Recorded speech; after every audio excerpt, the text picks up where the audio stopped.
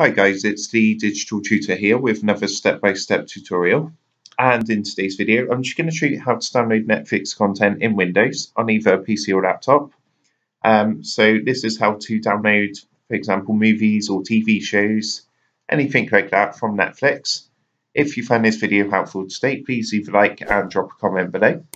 And if you are new to the channel, don't forget to hit that subscribe button for more how-tos, step-by-step tutorials, and tips and tricks for everything tech and digital related.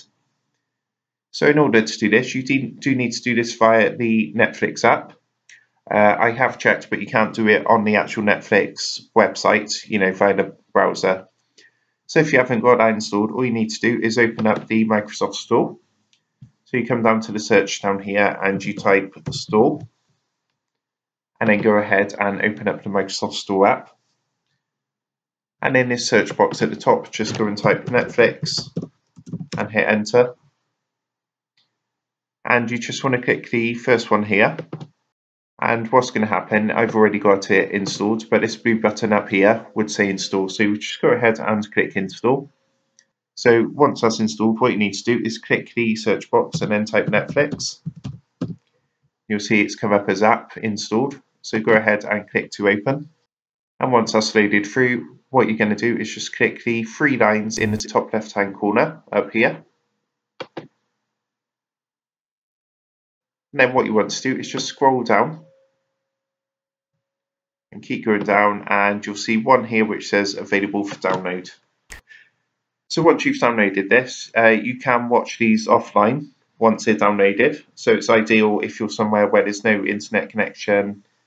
Say you want a road trip and you want something to keep your kids busy in the car, you can download some films or TV shows from here and go from there. So the ones that are available to download you'll see here, and all you want to do is just click on the one you want to download. Okay, so let's go ahead and click on this one here, for example.